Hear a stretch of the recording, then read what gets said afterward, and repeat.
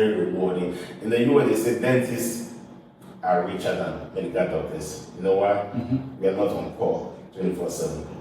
I work at my own time. I can work 3 days and play golf 2 days. Doctors can't do that. No way. Okay, but you are the way they call it the thumbs. You can play golf, and just decide to say, okay, let me just see 2 patients.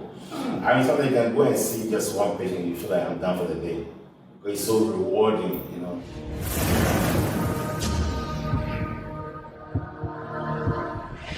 In this episode, we are going to have an amazing discussion. And this is part of our program that has to deal with siloing career paths for the young people, especially in Africa or people of African descent. And today we are going to look at the area of dental care or dentistry. And there's no better person that I know that could handle this topic better than my good friend, my brother, Dr. Quincy Attipoe. Doc came on vacation, and I've been able to muscle him to do this. And Doc is I know him as he's a friend. And when my family were in Dallas, we used his practice for all our dental care needs, and he has been phenomenal. Not only is he into dentistry, he's a serial entrepreneur. And also, I would say he's also a pastor. And apart from that, or on top of that, he is a phenomenal philanthropist. He's done many projects, and I think the one that I know of is a big project he did back in his hometown in Ghana. And Doc, you are most welcome. Thank you so much, Isaac. This is great. This is great. Thank you. So Doc, this initiative basically was born out of, for me, an observation I made when I came home. I came to Ghana. I noticed that the skill set of our youth was very, very limited. Limited in scope is like when you compare what for us we used to in the States to here, sometimes it can be like day and night. So we're looking to use this opportunity to bridge that gap between the skill set as it pertains in the other parts of the world, the developed world in the States and Europe and other places, and the skill set as it pertains here. So we want to really be focused to help those people who want to understand the whole concept of medical care, especially in the area of dental care, as you have. But I don't want to jump the bull. I want you to. I want people to get to know that I've really got somebody of some big money in this area. So if you don't mind, just talk to us about what you do and where you practice what you do. Thank you so much, Isaac. This is great, and I thank God for this initiative. Amen to that. It's not only going to help just people of Ghana, but I believe it's going to go out there and a lot of people are going to benefit. Yes. Where do I start?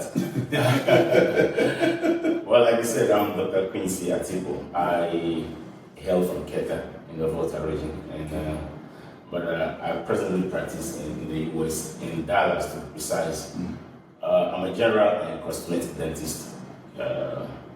There's something about the general dentistry part that I love. I don't want to limit myself, so there were a lot of, I was urged severally to go into specialty practice, but to become a specialist, but I had to say no, because I want to be able to do everything. I want to be able to do implants, I want to be able to do braces, I want to be able to do pretty much everything in dentistry, So I used to have several offices, but for some reason I'm trying to scale down and focus on one practice where I can really impact people more. It got to a time I had probably about 40 employees in 2 different states and they call it 4 different cities in the US. But I guess I got so overwhelmed and getting away from my family for too long. So it got to a point I was thinking more, I need my family back, so I had to scale back and bring things into a better perspective. So what I do, that's what I do. I enjoy dentistry. I love dentistry, and I love smiles. Yes. The funny thing about dentistry is once you start going to dentistry, somebody say good morning, you are looking at the person's teeth. That's the first thing you look at. You know, thank God for masks. Now we are wearing masks, so you don't have to look at teeth like this. But in a nutshell, that's me. And so the practice is called Amazing Grace Family Dentistry. At one point, I had Elegance Dentistry also. Is it the one in Albuquerque? It's in Mexico, by the border, McCallum. Okay. It's right by the Mexico border. Okay. So the interesting thing about that was that I have patients coming from Mexico, the country of Mexico, yes, who are US citizens living in Mexico. So they come to cross the border to come for care and go back, you know. And of course, we have the US, those who live in the US, maybe it's McCallum side of the border. Yes, this is McCallum, Texas. McCallum, Texas. Okay. The one in Mexico is called Amazing Grace. That is in Albuquerque. Okay. Albuquerque, New Mexico. And that happens with the biggest of the practices. Oh, really? I thought it was the one in. Oh, New Mexico, the biggest. I mean, if you don't mind, let me just share something. That's okay. I went when we were opening that office. I went to my head pastor, Apostle Polefield. Okay. And I didn't bargain for this. I went there thinking I'm just coming to open the place. And we started, so patients were coming. But he was in the parking lot, just walking around. I probably the man was praying. Okay. So while I was working, I realized we started like maybe 10 o'clock. I sat, 1, 2 o'clock, the place was so jam-packed. Wow. And at the point we ran out of instruments, because we were pressing instruments and everything was going on. And around 5 o'clock, there were still truckloads of people were just coming. And I'm like, oh God. And I was the only doctor over there. I was just going from, I have 6 operatories. So I would do surgery here, surgery here, surgery here. And I was just running in between, you know. By 7 o'clock, the number, when I look at the waiting area, I'm scared. Still. Around 8 o'clock. So I went and said, Apostle, please, if you are praying for patients, can you stop? And the man just laughed. He said, what? So that is one thing about New Mexico that I look back and I see the awesomeness of God, because people open their practice and they spend a lot of money on advertisements. You know, they advertise on social media. No, we didn't do any advertisement. The man was at the back of praying. And people were just coming loads to get their dental things. Yeah. Wow, that is amazing. That's amazing. We are glad. So how did this whole dental journey start? You know, you were born in Keta in the Volta Region of Ghana.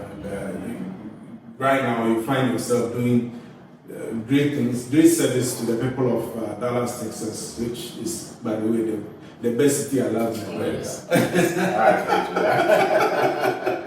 I love Dallas. Yeah. So I mean, can you talk us through your journey? Of course. So I started my secondary school education at Nifa Secondary School in Kikrom. So, and I remember, now I tell people, you know, my tree may not be fluent, but I was getting 100% in tree in the diploma, you know. And but anyway, after 3 years of being in Nifa Secondary School, I had to transfer to Keta School because my uncle who was in Nifa Secondary School that time went to Nigeria when the exodus was happening of Ghanaian professionals going to Nigeria. So I transferred to Keta School, and I went to Keta School, finished my O-level, did well. Then I couldn't get into the right 6 form I wanted to. Eventually I settled in Keta School. But Keta School, I didn't like my grades. I had probably the best grade in the science group, but it wasn't good enough to get me to medical school. So I went to Bishop Ona.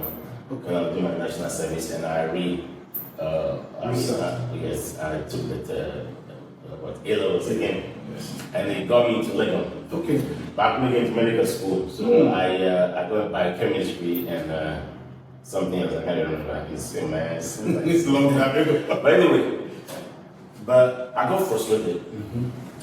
My first year in Legon, I'm thinking, so when I come out of this program, what am I going to do? Most of the guys who come out and do, they either work in food industry like Nestle and all these people. Yes.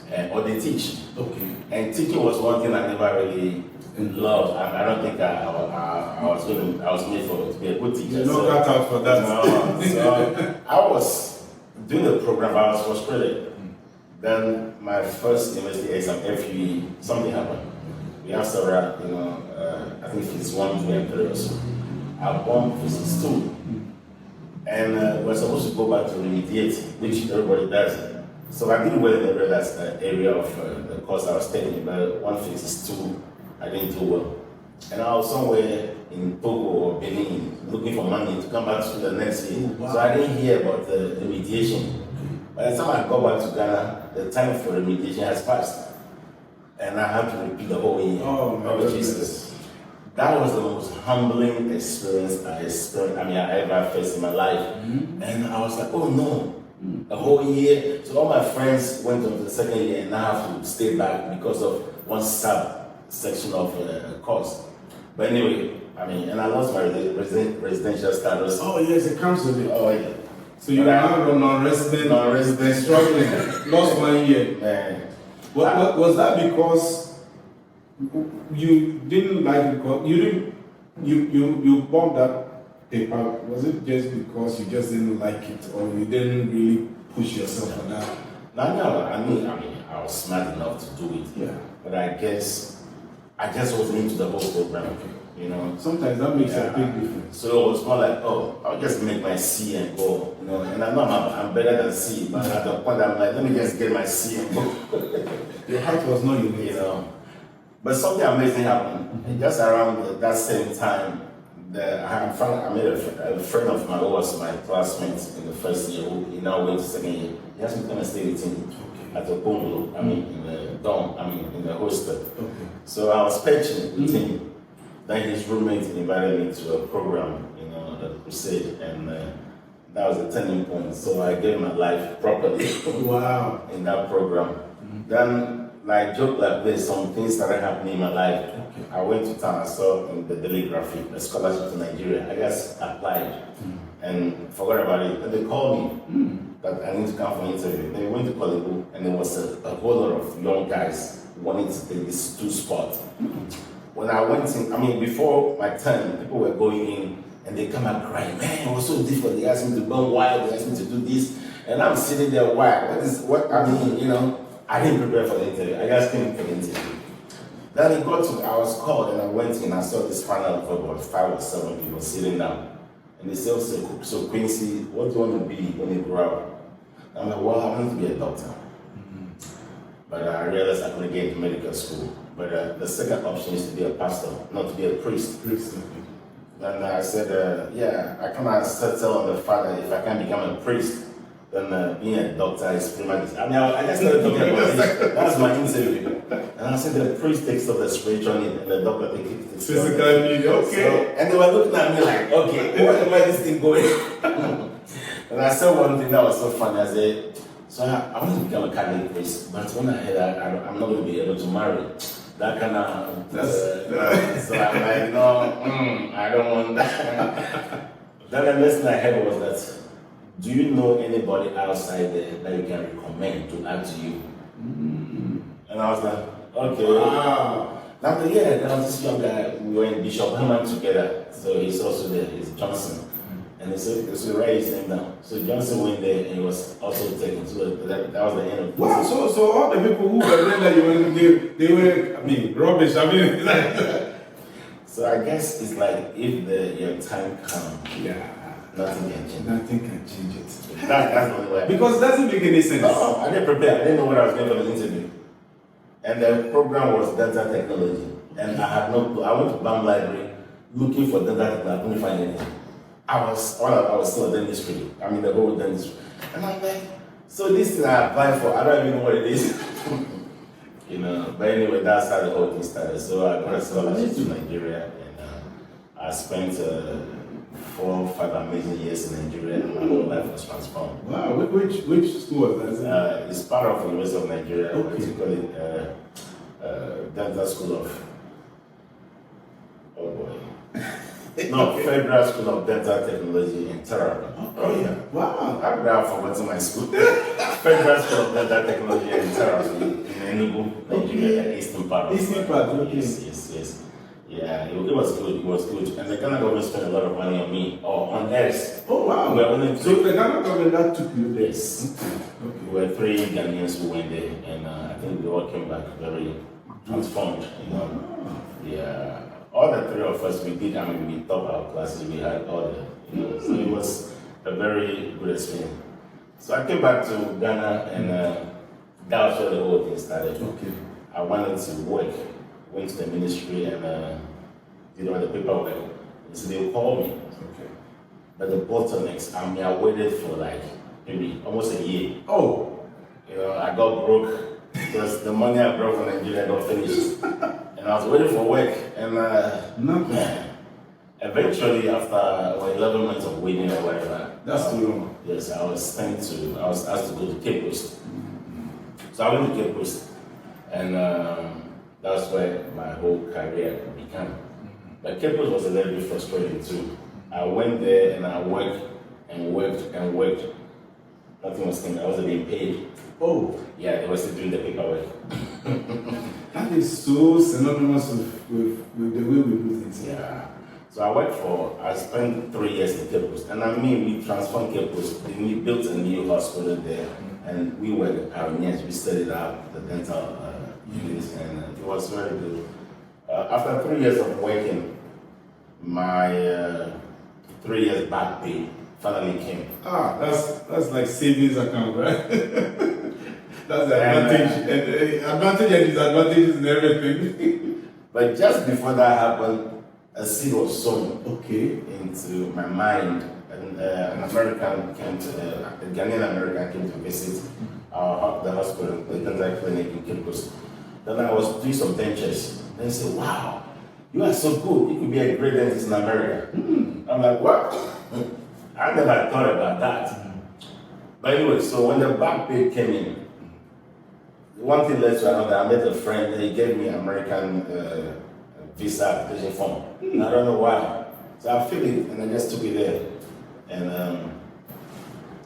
no invitation letter, nobody invited me. Just one, I don't know anybody to invite me.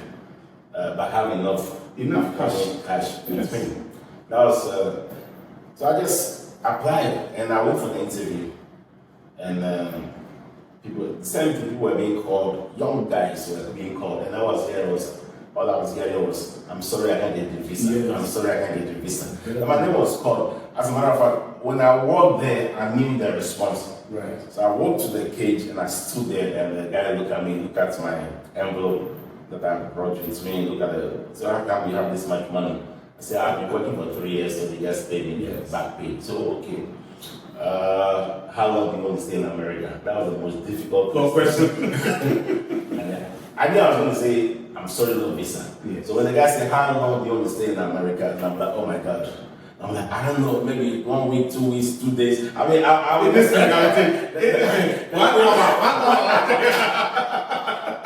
could have sworn that I said 1 day because I was so terrified. And the guy goes like, "Come back 1 o'clock for your visa." Oh, wow. And I was like, "What was this?" So when I left that in front of the counselors, the guys, the kiosks, whatever they call it, going to the door, I was floating. And I knew that they were going to call me back to say I'm here. So I was floating in the air and I started speaking in tongues. I said, "Don't call me back. Don't call me back. Don't call me back."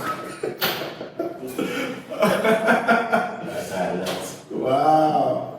So one of them I came and I said that this time I passed myself. So this is real. This is real. This is real. Now where do you go in America? Where? Now I'm thinking, where do I go? Oh my goodness. Well, in July 1999, I made it to America and I landed in New York. Okay. Before leaving Ghana Airways, I took Ghana Airways. Before leaving, a phone call through a friend who connected me with somebody in the US. So he drives a cab. And the guy I spoke to said, "Oh, I'll pick you at the airport." I said, "Oh, thank God, things are working." I landed in JFK waiting for that cab. Never showed up. So I stood there with my 2 suitcases in a dream at the airport.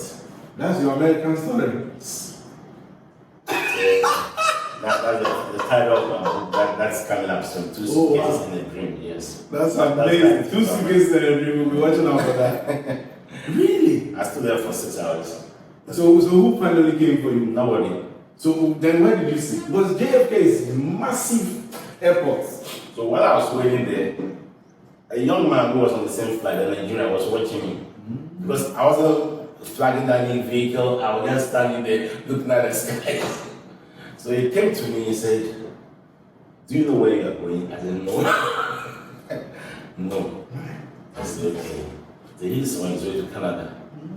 And he said, "Do you have anybody in New York that I can call for? Because those cell phones then." I said, "Yeah, there's a lady friend I have in Keta. She lives in New York." So I gave her number to him. So he went to the phone booth and called. And he said, "Oh," she said, "we can come." I said, "Thank God." So he got a cab. That was the most expensive cab, right? I think I paid about $40-something. Wow. From the, if not more. But the guy, I realized one time we were in the same building. We were just going around. Normally, there was a meter. The meter was running. So we were just going around. And I was like, but wait a minute, we saw this building a while ago. But anyway, finally we made it there and we saw her. But the reception was like, she wasn't expecting. No, I felt like I was welcomed. Yes. And, so while we were there, I have this black diary which I've kept all these years. I went there and I saw that name.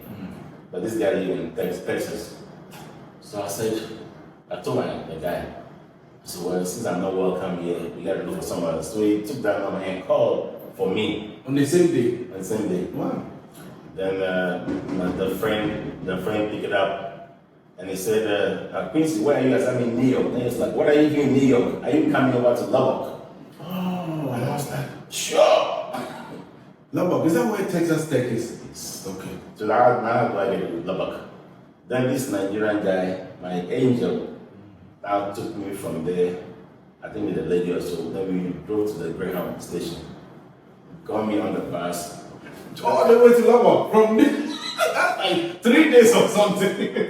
2 days journey. But that would be very good because you know everywhere. I was terrified.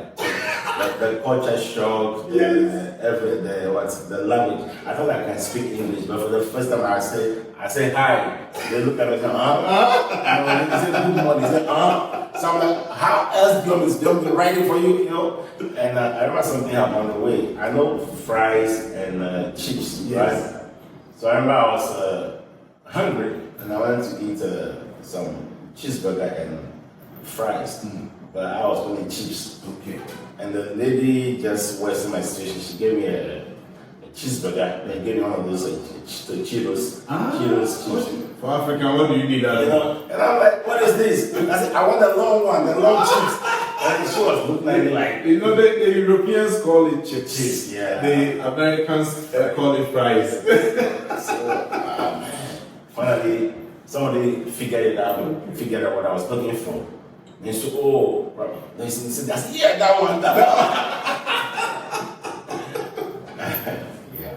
But anyway, we made it to Lubbock after two days. Yeah. And when I arrived in Lubbock, my 2 suitcases were missing. This is traumatic. Yeah, we found that they were dropped somewhere in Illinois, because we took buses a lot. I mean, 2 days journey, come on now. So checked by about 8 times. Because you go here somewhere, you have to go to another bus. So somebody didn't move my suitcase. But I got it back, I think, after a week or so. Okay. So that's how my journey began in America. Wow. And the moment I arrived, I think they gave me 3 months to stay now. 3 or 6 months, one of the other. So I pushed myself, I went to Texas Tech. Okay, that's because I knew Texas Tech was in Lubbock. Yeah, because the apartment I was staying with my friend, just a working distance. So I just worked there one morning and said, "Hey, I have this degree. Can I do a second undergrad?" I said, "Sure." They look at my transcript. So fantastic. Nothing. They did all the paper for me. They did the change of status for me. I'm like, oh God. So I didn't have to do anything, So that's how my journey began in the US. And I spent 1 year in Texas Tech, then moved to Dallas because I feel like Lubbock was too small for me. Moved to Dallas and started working in the lab, yeah. And planning what was the next move, you know, and eventually made it to dental school, you know, and I've never looked back since. Yeah. This is awesome. This is awesome. This is amazing. I mean, this story I've never heard it before. That could have freaked me out. Maybe landing at an airport and just not knowing anybody from nowhere. But that's also the story I like about the American story. That's, you know, I've heard similar stories like that. People come with nothing, and then all of a sudden something happens, and that is an awesome story. So now let's come to your profession in itself. That so when we talk of dentistry, what does it comply? I know it has to do with the teeth or the oral hygiene, whatever. I mean, but this is for me, for a layman, that's what I know. But from your perspective, when you talk about dental care, you initially mentioned about cosmetic dentistry and general dentistry. Maybe if you can, first of all, let's say what is it about? But I want to also drill into what is cosmetic dentistry versus general dentistry. When we say general dentistry, it's pretty much everything. Okay. So you're looking at doing fillings, doing extractions, doing root canals, doing even orthodontic braces. So dentistry encompasses all this group. I mean, it's a huge field, okay? But there's another aspect that was added to it, cosmetic. Cosmetics, pretty much, thinking of aesthetics. Okay. So, for instance, if your teeth are crooked in the front, you can make it better. Wow. Okay? I love, you know, my staff used to laugh at me that like you are so concerned with the result because they want to see before and after.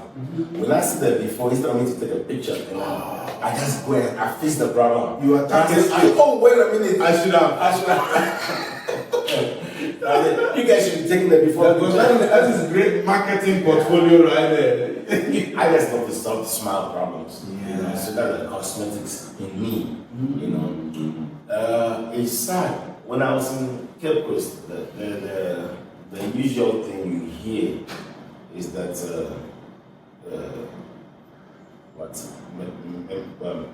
my family is not coming to me. I'm coming to pull my thing like but you see, okay. You know, that kind of thing, like it's like everybody comes there just come and put it. Yeah.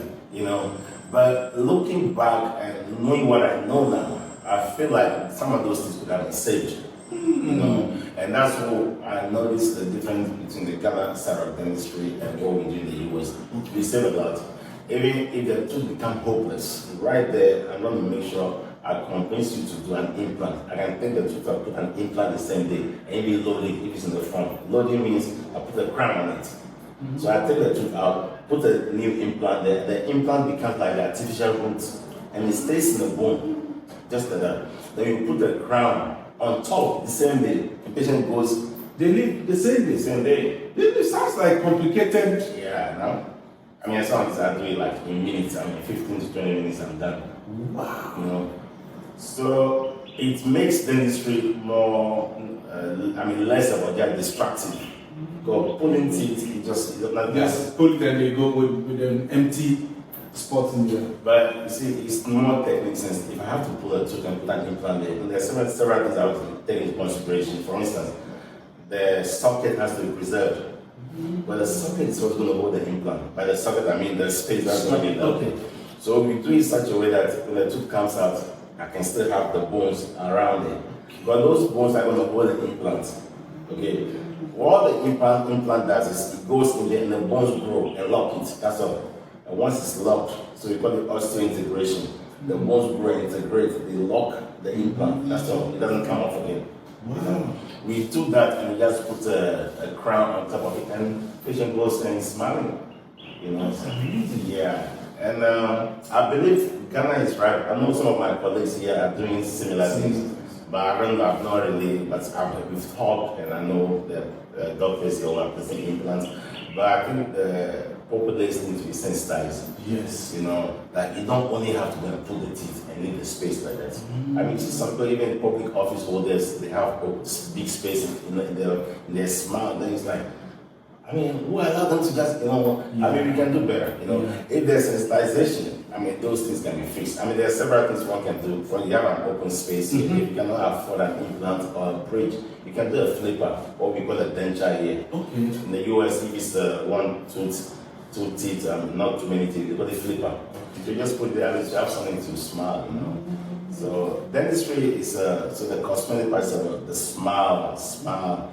And there's something else I do, we call it 6-month smile, which is like doing braces, but I do it for adults. Okay. So you focus on the front, the smile, and within 6 months, maybe max 8 months, we fix it for you. You put the braces there, just move the teeth, and everything becomes so perfect. And wow, this is one observation I've made is since I move around quite well, Ghana and other places. I've been to Nigeria and a few places since I came back. I don't see a lot of people wearing braces here. Whereas when I was, but everywhere you go, restaurants, people are wearing braces and that kind of thing. So, what accounts for that? I think it might be probably the cost. Okay. Yeah. Even the US is a bit more expensive. Here it's comparatively it's cheaper, but I think people are not sensitized enough, because I know some friends who are doing braces here, but the volume is not like the US. In the US, they have other, when I started, most of my patients were Medicaid patients. Okay. So the government really pays for it, so they were just coming to members. At a point I had so many of them, and I was so smart to train my staff. Some of the work that I should be the only one doing, my staff can help me do it. So we are able to, take care of a whole lot of people, and that to me, it's but Ghana needs sensitization. Wow.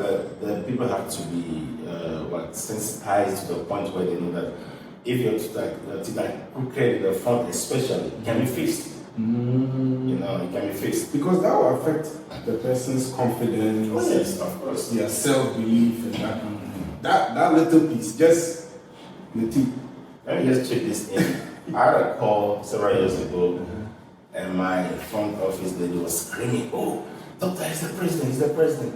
Like the president running, by several years ago." Okay. Then I was like, "Oh no." So my staff were like, "The president calls you." Anyway, so when I picked the call, I said, "Doc, there's a lady, she went to one dentist in Ghana, they wanted to pull 8 teeth for her. But I said, no, that Quincy will not pull 8 teeth." I said, "But Mr. President, I didn't know, I'm not saying that." But anyway, so he said, I told you he was a big man. he said, "He's going to send her over to me." Okay. Then she eventually came. And when I saw her, I said, "Oh no, we don't want to lose a single tooth, but I'll move everything." And we work on her. So she became part of my family. But she lives in Canada. She comes and stays in my home. I mean, my wife took her like a little sister. I mean, oh, awesome. Wow. But, I mean, she comes every month, but every month she started coming in with. But the amazing thing was that we didn't pull a single tooth, and everything went perfectly. So these things are possible, and it's doable. All we need to do in Ghana is let people know that it's doable. If it's the cost factor, we've got to find ways and means to make it more affordable. If the government has to come in, I don't know about the insurance system here, but if something can be done to help, because I mean, those who know how to seek this type of care. Wow. If you don't know, you don't know. Wow. Yeah. Wow. So with that, the few times I came to your practice to get my own check a few years ago, I noticed that when you were doing, they had to put some numbing kind of thing like anesthesia. So anesthesia and those things all part of the. Oh yes. Okay. Even on top, there's some people who have sensitive teeth anyway. So because of that, they don't even want to go for cleaning. But we have stuff that we can numb your gum without shock. It's like a spray. I can spray it on your gum around, and you're numb. Your whole mouth is numb. So you can do the cleaning. That's just to clean your teeth. Just to clean. Then when the issue goes beyond just regular cleaning, what we call deep cleaning, where you have periodontal disease, by that I mean your bones are affected or infected in a way. So we have to numb you with the shot. So you got to bundle the gum and do like a minor surgery to remove all the stuff and make sure the teeth are, devoid of any foreign stuff around the teeth. So that's what happened. You see, I used to do a lot of mission work. I go to this village and the chief was telling me, doctor, anytime I'm brushing my teeth and the blood is coming and I'm happy. So I said, no, chief, if the blood is coming like that means it's bad. And he looked at me like, what are you talking about? I said, yeah, that means we probably have a periodontal. And when I looked into his mind, he had this huge deposit stuff on his teeth. And I'm like, what you need is a immediate care, or you're going to lose those teeth. It's a bunch of stuff we call it calculus. It's calcified and it stays especially behind your bottom teeth. And when your tongue goes there, it feels smooth. Okay? But it's actually destroying your teeth, your gum, and your bones. The dangerous part is that because it's calcified, there is no oxygen going under. And most of the bad bacteria in your mouth, they live in aerobic environments where there's no oxygen. So because that environment becomes fertile for them to just flourish, But the moment you come in and into the teeth cleaning, you remove all the stuff, the oxygen goes there and the bacteria start dying by themselves. So these are simple things that with the right education, yes. I see people, somebody can only see the calculus from a mile away if you're in a kind of way. So this is a good morning, then you can just see everything. Say, oh no. If you cannot help the person, like as I am right now, that's the frustrating part. If it's in the US, I say, come to me. But here it's not just like, I used to do it in the past, like I was told that I can't do mission work in dentistry, so now I have to. Really? Yeah. You gotta be kidding me. I sit here, I'll be more comfortable with dog checking my teeth than any dentist around. It's not that I have any negative thing against him, but he's a dentist I can trust. Wow. I think that side of things needs to be checked. Yeah. Where some of these big people, they come to America and they come to you. And yet you come here. Even the doctors, some of them will come to you because if you're a doctor, you can't fix your teeth. So I think that I even want to do it for free. Just to go to villages and help them out. Even this one, there's so much, red tape, impediments in your way. So I pray that we get out of that. Because I went to Guatemala. I used to go to Guatemala too. Okay. They picked me from the Ministry of Health, picked me from the airport. What? Wow. Guatemala, and they take us to the towns and the villages. Oh, it's amazing. And the reception is awesome. And Guatemala is like Ghana, but they have mosquitoes, they have things. Everything. Yeah, and I'm like, what is the issue? It shouldn't be that bad. We're not going to come and kill anybody. Poverty kills a lot of people anyway. No, I hope it changes. Especially if somebody's like me. One of the things, I went to Nigeria, and Ghana government spend money on me. Yes. So anytime I come to Ghana, I just want to give. I want to give back. But the avenue to give back is not there. That's the frustrating part of it.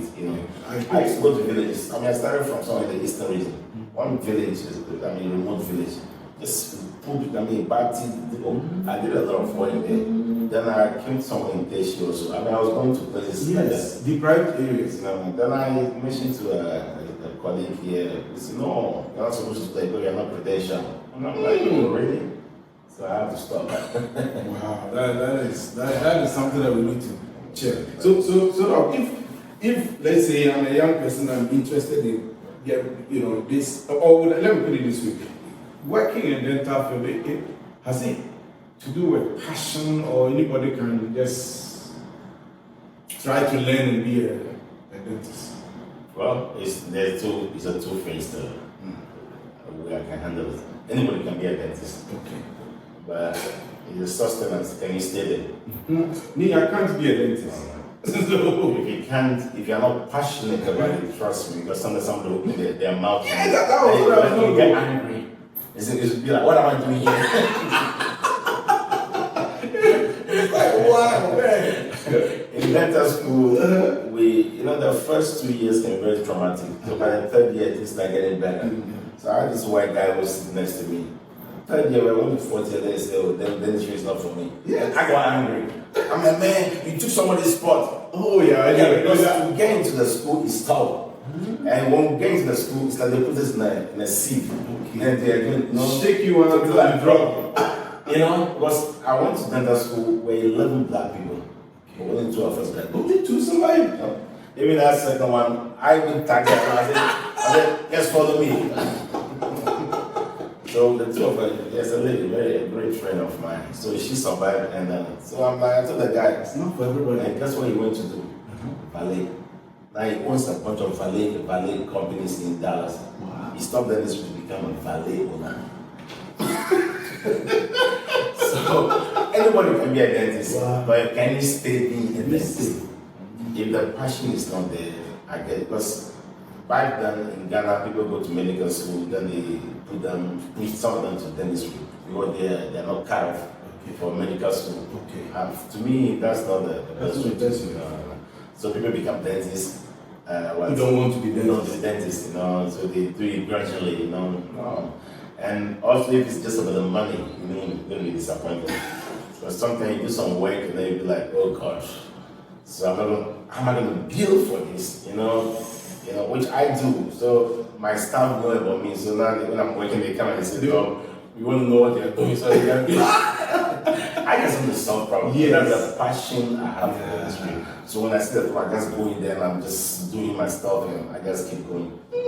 Wow. So I think it's for me, the underlying point is so important that it has to be born out of passion. Because you throw me into dental school, maybe I may be able to study and that's the easy part. Produce something. But when it comes to the, I can't stand. I can't stand. So now in terms of the pathway to becoming a dentist of your caliber, right? Not just yes.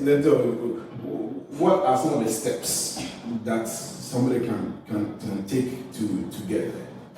The first thing that I realized when you come to dentistry, I don't know, when I'm talking about I do my fingers like this, it's called manual dexterity.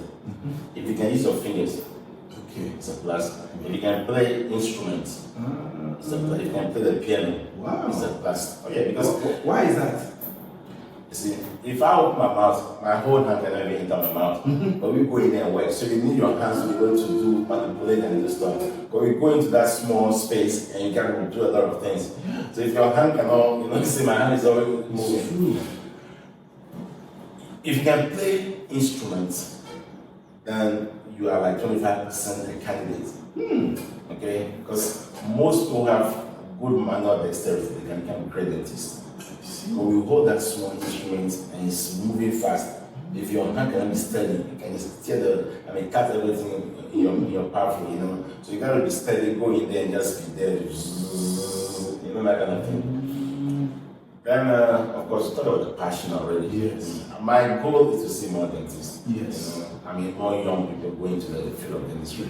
So what I'm doing even now, I have a school in my dental practice where I train dental assistants. Okay. But I'm not in Dallas. In Dallas, yes. I'm not just training assistant. You need some here too. We don't have it. I'm the first African descent to have that accreditation to open a school. Oh, wow. Anyway, so I tell them, I'm not just training to become assistant. I'm empowering you. Yes. For something bigger. Yes. Because by the time they finish the year with me, they know so much. So some of them are going to become hygienists, some are going straight to dental school. Okay. And that is what I want to do. So I'm hoping we can do the same thing in Ghana one day. Just empower people. I'm not finished answering the question. Yes. So the pathway, so you need to have the passion, manual dexterity, and of course, academic ability. Yes. Because it's very tiring. It can be very telling.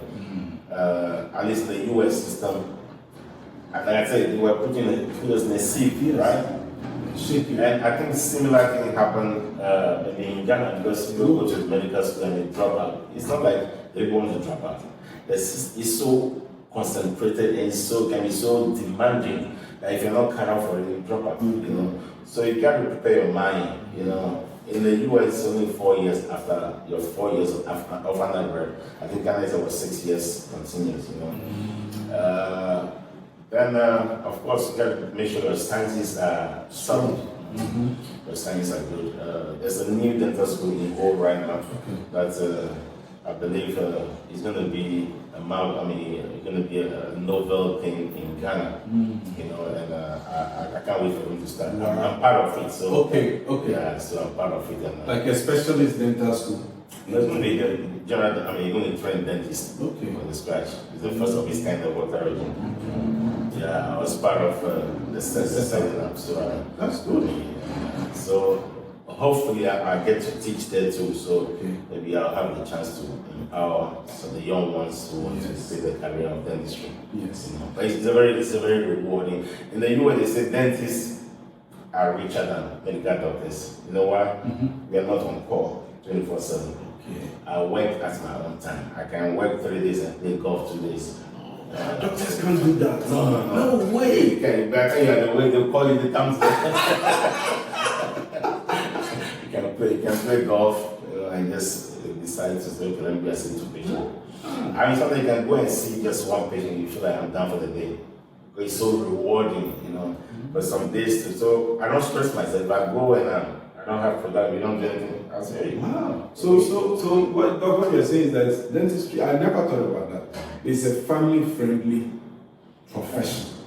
You know, that if you want to spend more time with your family, it affords you that opportunity to do that. That is amazing.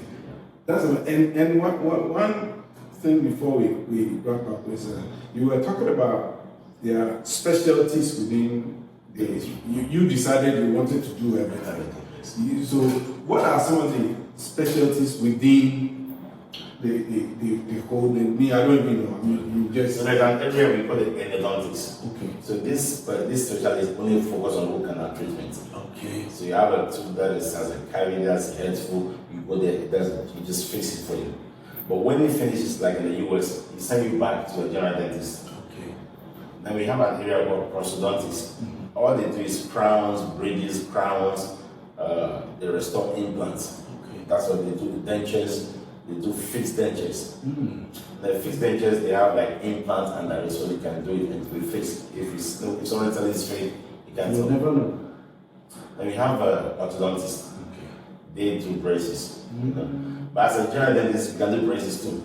But I don't advertise myself as an orthodontist. Yes. That would be fake advertising. Yes. So I'm a general dentist doing orthodontics. Okay. So that's the way to do it. Then we have a pediatric dentistry for kids. Oh. There's somebody just all year she does take care of kids. That would be cool. Yeah. it's not cool. It's not cool. I got a few kids bite my fingers. So. Yes, you want to help me? I give it to you. And you see that coming. Taking care of kids can be oh Jesus. If a kid is scared, yes, he or she is like cheerful. Doc, I use the restroom. Oh, then you go and come. After this, doc, I use the restroom. When you see those type of requests, then you like he or she is scared, you know. Oh. So for the pediatric dentistry, they use a lot of chemical intervention. Okay. Or how do you call it? Different kinds of intervention. Okay. So like I have what I call the happy juice. You just drink it, the next way you're sleeping. And I work on you. And the funny thing is you don't remember anything. Oh wow. So I work on you, I tell you like you're sleeping, I say open your mouth, you open. So you respond to my commands, but you don't remember anything. So open your mouth and they open. Okay, I say bite down, they bite down. Say okay, say we do it. But when you finish, that's incredible. then we have this area which I'm passionate about, which I'm believing God. I'll bring to Ghana. Dental sleep medicine. Sleep medicine. What we do is we fix snoring.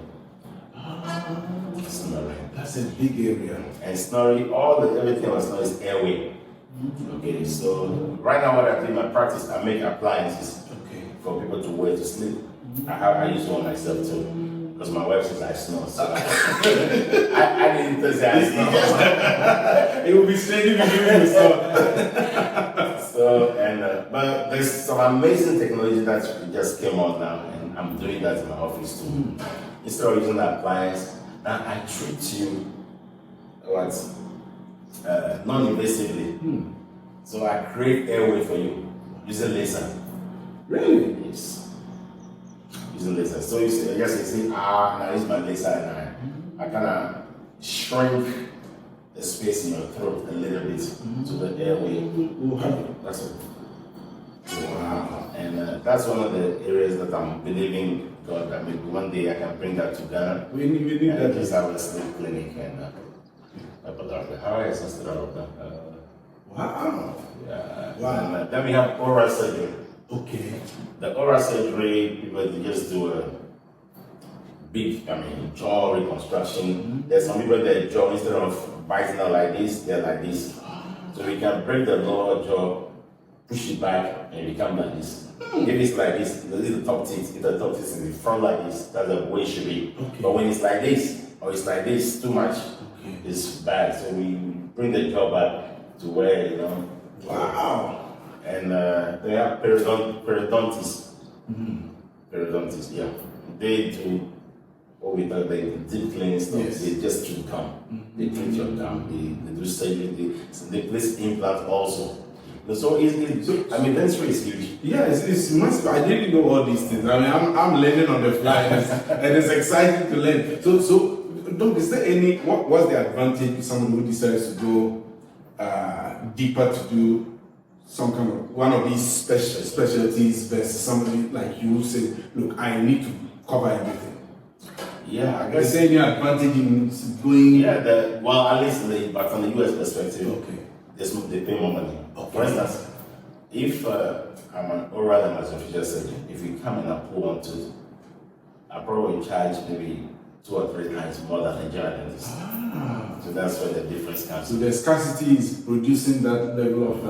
Yeah, but they spend more time in school. They torture them with more stuff, Yeah, I guess the reason why I didn't do it was that when I went to dental, I was in dental school. I feel like age was not on my side, so I guess I wanted it to. And there's more to life for you. You know who you are. He's not just he's talking about this dental stuff, but he's a serial entrepreneur. He's into all sorts, and then his philanthropy work. So if you want to spend all these years doing that, the other areas too will suffer, and you probably even make, if not equal impact in those other areas as with dental care. So your situation is different. Oh yes. But there's some people who just want to be in school and through. Mostly if you are younger. Yes, exactly. It's good. We need more specialists. It's true. We don't have that many in Ghana. I think we have this very good periodontist. We met a couple of times. He was trained in the US. I think he's in Kodabuna. Okay. And I have a great friend in Kumasi also. He's an oral and maxillofacial surgeon. He's also a great guy. These are guys, they travel a lot. So you see, all of us, if you get those exposure, it's good. You want to see what others are doing. Yes. And if you can have those, I think we can. Look, I go to I'm in the US, but when I see stuff, I'm thinking Ghana. Yes. How can I bring these things to Ghana and make somebody better? Yes, that's amazing. That's a good heart. If you cannot have that mindset, we can make at least at a micro level, we can make something. I always keep saying this, look. Look, it's not everybody who can move from wherever the other Europe or US and say, oh, I'm coming to live in Ghana, I'm coming to live in Africa. Circumstances are different. But everybody always, talking to everybody, no matter what, they always have an exit strategy. And for me, some of the exit strategy may not be you physically being here, but your skill can be here, your resource can be here, your experience can be used here. And I think that's the key thing. For some people, yes, like for some of us. We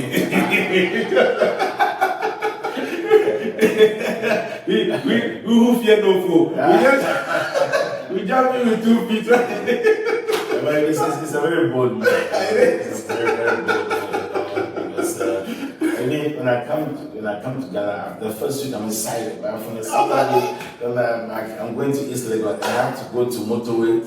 To make a U-turn. No, traffic and all that. So I'm like, can you guys put something up? Around? Yes, overpass. Yes. But East Lagos is just across. Yes, I hear that is problem. Yes, it's wrong by me. those are things that frustrate me. Yes. Then maybe I'm coming back, I'm driving on this nice road, then I get to Timber Market Junction, And it's the bomb starts. The Murphy Road.